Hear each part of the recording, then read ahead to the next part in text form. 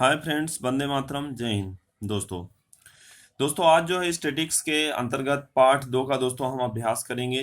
Part 2 का नाम जो है सूचना का प्रस्तुतिकरण, जिसे प्रेजेंटेशन ऑफ डाटा के नाम से जाना जाता है। जैसे कि हमने दो तरह के चैप्टरों का दोस्तों हमने अभ्यास कर लिया, collection of data part 1 and central tendency of measures of central tendency का भी हमने अभ्यास कर लिया, यानी केंद्रीय स्थिति के माप का दोस्तों हमने अभ्यास कर चुके हैं। प्रेजेंटेशन ऑफ डेटा, जो कि हम बोर्ड की जो गाइडलाइंस आई है उसके अनुसार कौन कौन से चीज़ें सिलेबस में है, कौन सी चीज़ें सिलेबस में नहीं है, वो सभी चीज़ें आपको दोस्तों इसके अंतर्गत बताई जाएंगी। पहली बात तो जैसे दोस्तों यहाँ पर विषय वस्तु में बहुत सारी चीज़ें आपको यहाँ पर कंटेंट पावर दिया हुआ है, परंतु यहाँ पर थोड़ा सा मतलब क्या है कि जैसे कोविड-19 की वजह से सिलेबस आपका क्या है, कमज़ोर कर दिया गया है। जैसे कोरोना से देश आज जूझ रहा है, वैसे ही विद्यार्थी भी जूझ रहा है। इस तरह की परिस्थिति कोर्स के अंतर्गत भी आ गई है। जैसे कि इस चैप्टर के बारे में जो गाइडलाइंस आई है उसमें देख रहे हैं इतनी सारे टॉपिक्स हैं जो कि बहुत ही इंपॉर्टेंट टॉपिक हमारे हुआ करते थे, जो कि पढ़ने के लिए बहुत ही अच्छे टॉपिक्स हुआ करते थे, परंतु इसमें दोस्तों क्या है, इसमें से बहुत सारे टॉपिक्स का दोस्तों क्या कर दिया गया है, अवॉइड कर दिया गया, रिमूव कर दिए गए हैं। फिर भी मतलब क्या जनरल प्रकार से मैं आपको सभी टॉपिक्स की थोड़ी थोड़ी समझ देता रहूंगा, जिससे आपको क्या भविष्य में स्टैटिक्स के अंतर्गत इन चीज़ों को समझने में बताने में आसानी रहेगी। अब जैसे यहाँ पर देख रहे हैं 2.1, 2.2, 2.3, 2.4, 2.4.3, 2.4.4, ये सभी चीज़ें आपको दी हुई हैं। तो यहाँ पर बहुत सारी चीज़ें अवॉइड कर दी गई हैं, जिसमें आपको केवल कोष्ठक रचना, उसके प्रकार और उपयोगों के बारे में ही दोस्तों यहाँ पर हमें चर्चा करने के लिए कहा गया। बाकी के टॉपिक्स जो है अवॉइड कर दिए गए। फिर भी मतलब क्या थोड़ी थोड़ी चर्चा हम हर एक टॉपिक पर करेंगे दोस्तों। सूचना का प्रस्तुतिकरण जो है दोस्तों, यह आपका मतलब क्या है कि लगभग 15 से 20 मार्क्स, या मान के चलिए हर एक एग्जाम में जो है 12 से 15 मार्क्स के लिए पूछा जाता था। यहाँ पर जैसे वर्गीकरण, तो विषय वस्तु सूचनाओं को क्या करना, वर्गीकरण, अर्थ और आवश्यकता। जैसे कि सांख्यिकी क्या है, सांख्यिकी एक विज्ञान है। विज्ञान क्या करता है, सांख्यिकी एक विज्ञान है जो कि सूचनाओं को क्या करना, इकट्ठा करना, उसका पृथक्करण करना, उसका विश्लेषण करने का काम करता है। तो सूचनाओं का वर्गीकरण, अर्थ और उसकी आवश्यकताएं यहाँ बताई गई हैं। वर्गीकरण के प्रकार बताए गए हैं। वर्गीकरण दो प्रकार से हो सकता है, संख्यात्मक प्रकार से वर्गीकरण हो सकता है, और दोस्तों सूचना का जो वर्गीकरण है वह गुणात्मक प्रकार से भी हो सकता है। संख्यात्मक सूचना किसे कहते हैं, जो सूचना संख्या के स्वरूप में दर्शाई जाती है वह सूचना संख्यात्मक सूचना होती है, और जिस सूचना को हम गुणों के स्वरूप में, संख्या के स्वरूप में न दर्शाकर उसे गुणों के स्वरूप में दर्शाते हैं, तो ऐसी सूचना को हम गुणात्मक सूचना के नाम से जानते हैं दोस्तों। तो संख्यात्मक सूचना के वर्गीकरण के अंदर असतत आवर्ती वितरण, सतत आवर्ती वितरण, संचयी आवर्ती वितरण, सतत आवर्ती वितरण, रचना हेतु ध्यान में रखने योग्य सावधानियां, ये सभी चीज़ों की जो चर्चा है, थोड़ी बहुत चर्चा हम करेंगे, क्योंकि कोर्स में नहीं है, कोर्स में से रिमूव कर दिया, फिर भी आपकी जानकारी के उद्देश्य से जो है हमें रखना होगा। ये आपके कोर्स में प्रेजेंट ईयर्स में नहीं है, परंतु नेक्स्ट ईयर वाले बच्चों के लिए ये सभी चीज़ें पढ़नी रहेंगी, जैसे कि पास्ट के बच्चे पढ़ के गए हैं। तो यहाँ पर ज़्यादा हमें खुश होने की आवश्यकता नहीं कि हमारा कोर्स कम हो गया है। यहाँ पर कोर्स कम तो हुआ है, परंतु क्या है, बहुत सारी चीज़ें से हम क्या रह जाएंगे, अज्ञान रह जाएंगे, यानी कि जो चीज़ें हमें अच्छे से सीखना था, यहाँ पर क्या है, कंटेंट जो है हमारा कम कर दिया गया। गुणात्मक सूचना का वर्गीकरण में दोस्तों बताया गया है सरल प्रकार का वर्गीकरण, जो कि सरल कोष्ठक को बताता है। दूसरा था बहुगुणी वर्गीकरण, जो कि बहुगुणी कोष्ठक को बताता है। तो यहाँ पर गुणात्मक सूचना से जुड़े हुए भी कुछ एग्जांपल्स का दोस्तों हम समावेश करेंगे। कोष्ठक रचना, उसके उसके प्रकार और उपयोगों के बारे में चर्चा का, कोष्ठक रचना के मार्गदर्शक सिद्धांत। अब इसके बाद मुख्य मुद्दा तो आपका जो था आकृतियां, सांख्यिकी में आकृति का महत्व और मर्यादाएं। तो आकृति के कितने प्रकार हैं वो आपको पता चलेगा। एक आयामी चित्र, जैसे आकृति के प्रकारों में 3 प्रकार के चित्रों का समावेश होता है, एक आयामी चित्र, द्विआयामी चित्र और चित्राकृति चित्र का समावेश होता है। जिसके अंदर एक आयामी, जैसे एक आयामी चित्र के अंदर दोस्तों स्तंभ आकृति का समावेश होता है, बहुगुणी स्तंभ आकृति का समावेश होता है, सरल विभाजित स्तंभ आकृति का समावेश होता है, और प्रतिशत विभाजित स्तंभ आकृति का समावेश इसके अंतर्गत माना जाता है। सेकेंड कंटेंट आता है द्वि आयामी आकृति, जिसके अंदर वृत्त आकृति का, वृत्तांश आकृति का समावेश होता है। वृत्त आकृति मतलब सर्कल के माध्यम से, वृत्तांश आकृति 360 डिग्री का कोण जो बना करके हम करते हैं, 360 डिग्री का जो सर्कल बना करके उसे अलग अलग भागों में जो बांटते हैं उसे वृत्तांश आकृति। और चित्राकृति, जैसे कि देश में जनसंख्या के मुद्दे हों, महंगाई के मुद्दे हों, फसल के मुद्दे हों, तो ये सब मतलब क्या चित्राकृति के माध्यम से दोस्तों क्या किया जाता है, समझाया जाता है, बताया जाता है। तो कोई बात नहीं दोस्तों, मैं सभी चीज़ों की आपको थोड़ी थोड़ी समझ में आपको देता रहूंगा, जिससे आपको क्या है, कठिनाई का सामना नहीं करना पड़ेगा। ठीक है दोस्तों। अब इसके बाद दोस्तों जो वर्गीकरण के टॉपिक पर हम चर्चा थोड़ी सी करते हैं। वर्गीकरण के कितने प्रकार है। वर्गीकरण को दोस्तों इंग्लिश में क्लासिफिकेशन के नाम से जाना जाता है। इसके अर्थ और आवश्यकताएं बताई गई हैं।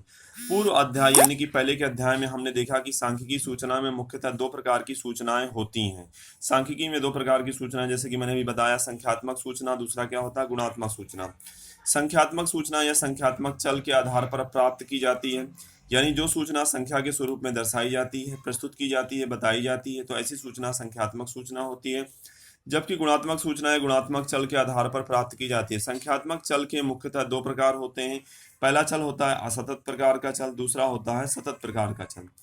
तो असतत प्रकार के चल के लिए बहुत सारे हमने एग्जाम्पल देखे होंगे, जैसे कि दोस्तों प्रश्नों में आपने देखा होगा एक्स आई एफ आई दिया होता था, वो आपका असतत चल था। और जब वर्ग और एफ आई दिया होता था दोस्तों, वो आपका सतत प्रकार का चल था। तो असतत चल डिस्क्रीट वेरिएबल और सतत चल कंटिन्यूस वेरिएबल। असतत चल में क्या होता है कि कुछ ही चीज़ों का मतलब कुछ ही घटनाओं का समावेश होता है, जैसे कि उसमें कुछ संख्याएं निश्चित होती हैं। जैसे कि प्रतिदिन किसी सड़क पर होने वाली दुर्घटनाएं, तो सड़क पर होने वाली जो दुर्घटनाएं हैं दोस्तों, कई बार होती है नैवत दुर्घटनाएं होती है, कई बार शून्य दुर्घटनाएं होती हैं, और अधिकतम मान के चलिए 6 से 10 दुर्घटनाएं अधिकतम हो सकती हैं।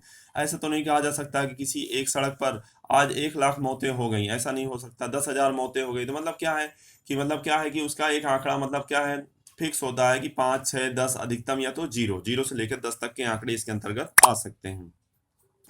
और सतत चल में क्या होता है कि जो आंकड़े होते हैं वह मतलब क्या होते हैं, शून्य से लेकर 10, 10 से ले शून्य से लेकर इन्फिनाइट तक, मतलब कोई भी मतलब क्या है, चर को धारण करने में क्या होता है, सक्षम होता है। और ये क्या होता है कि एक निश्चित चल को ही धारण कर सकता है, और सतत चल जो होता है वो किसी भी चर को क्या कर सकता है, धारण कर सकता है। जो चल दो सीमाओं के बीच की निश्चित का गणन किया जा सके उतने मूल्यों को धारण कर सकता, उसे असतत चल कहते हैं। उदाहरण के स्वरूप में प्रति परिवार बालकों की संख्या, तो ये आपका असतत। अब जैसे प्रति परिवार बालकों की संख्या शून्य हो सकती है, 1 हो सकती है, 2 हो सकती है, 3 हो सकती है, 4 हो सकती है, अधिकतम 5 भी हो सकती है। ठीक है दोस्तों, परंतु ऐसा नहीं कहा जा सकता कि किसी परिवार में बालकों की जो संख्या है वो 100 है, 5,000 है, 20,000 है, 50,000 है, ऐसा कहा जा सकता नहीं है। तो जहाँ पर मतलब क्या है कि जहाँ पर निश्चित प्रकार से गणन किया जा सके और उतने ही मूल्यों को धारण कर सके, वह असतत चल होता है। उदाहरण के स्वरूप में प्रति परिवार बालकों की संख्या, मार्ग पर होने वाली दुर्घटनाओं की संख्या, जैसे कि दुर्घटनाओं का मैंने एग्जांपल दिया कि प्रतिदिन दुर्घटना नैवत शून्य हो सकती हैं, 1 हो सकती है, 2 हो सकती है, 4, 5, 6, 8, 10 भी हो सकती हैं। यदि कोई चल x के मूल्य 1.2, 1.3, 1.5 इत्यादि निश्चित मूल्य धारण कर सके तो उस चल को असतत चल कहा जाता है। जो चल दो सीमाओं के बीच के सभी मूल्यों को धारण कर सकता हो उस चल को हम सतत चल कहते हैं। दोस्तों याद रखना है, यहाँ अंडरलाइन कर लेना है, जो चर दो सीमाओं के बीच सभी मूल्यों को धारण कर सकता हो उस चल को सतत चल कहते हैं। उदाहरण के स्वरूप में व्यक्ति की ऊंचाई आपकी कितनी हो सकती है, व्यक्ति की ऊंचाई जो है 80 सेंटीमीटर। जब बच्चा पैदा होता है उसकी ऊंचाई जो है वह आपकी 50 सेंटीमीटर से 80 सेंटीमीटर के बीच होती है। तो 80 सेंटीमीटर से व्यक्ति जब तक मतलब वयस्क होता है तब तक उसकी ऊंचाई जो है लगभग 2 मीटर कुछ सेंटीमीटर तक भी हो सकती है। ठीक है, तो व्यक्ति की जो ऊंचाई होती है वह मतलब क्या है, 2 मीटर तक भी हो सकती है, और कम से कम जो है 80 से 90 सेंटीमीटर बालक जब पैदा होता है तब उसकी ऊंचाई होती है। दिन का तापमान जो होता है तो कई बार 0 डिग्री सेल्सियस भी होता है, और कई बार ऐसा होता है 50 डिग्री सेल्सियस, 55 डिग्री सेल्सियस तक भी पहुंच जाता है। तो निश्चित नहीं होता है यहाँ निश्चित। तो यानी ध्यान रखना दोस्तों, असतत चल में निश्चित परिणाम और सतत चल में अनिश्चित। तापमान इत्यादि सतत चल के उदाहरण है। व्यवहार में समान रूप से चल के मूल्य प्राप्त करनी हेतु गणना करनी पड़ती है, तब उस चल को असतत चल कहते हैं। जैसे कि प्रति परिवार बालकों की संख्या को गणना करनी पड़ती है, मार्ग पर होने वाली दुर्घटनाओं की संख्या गिननी पड़ती है, तो जिन चल के मूल्यों को प्राप्त करने हेतु नापना पड़ता हो अर्थात चल के मूल्य के साथ नापने की इकाई आवश्यक है, उसे सतत चल कहते हैं। जैसे कि व्यक्ति की ऊंचाई सेंटीमीटर या इंच अथवा फुट में नापी जाती है, दिन का तापमान डिग्री सेल्सियस में नापा जाता है।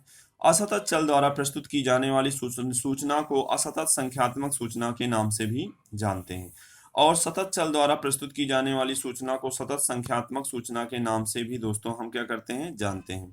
तो दोस्तों यहाँ पर जो है आज हमने सूचना का प्रस्तुतिकरण के अंतर्गत विषय वस्तु का थोड़ा सा मतलब जानकारी ली, और वर्गीकरण के अंदर सूचनाएं संख्यात्मक प्रकार से, संख्यात्मक सूचना किसे कहते हैं, गुणात्मक सूचना किसे कहते हैं, उसका अभ्यास किया। साथ ही साथ सतत चल क्या है, असतत चल का भी दोस्तों उदाहरण के साथ, परिभाषाओं के साथ उसका दोस्तों आज हमने अभ्यास किया। अब इसके बाद के टॉपिक में जो दोस्तों जो है, जैसे कि आपका ऑनलाइन क्लास रहेगा, इसमें मैं आगे के टॉपिक्स भी आपको क्लियर करवाऊंगा, समझाऊंगा। ठीक है दोस्तों, उम्मीद करता हूँ आज का टॉपिक अच्छी तरह से आपको समझ में आया होगा। दोस्तों आपको पेज नंबर 15 से थोड़ी चीज़ें और अच्छे से रीडिंग करके रखनी, जिससे आपको और ज़्यादा क्लियर होगा। ठीक है दोस्तों, यहाँ पर आज दोस्तों हम अपना टॉपिक समाप्त करते हैं। वंदे मातरम, जय हिंद।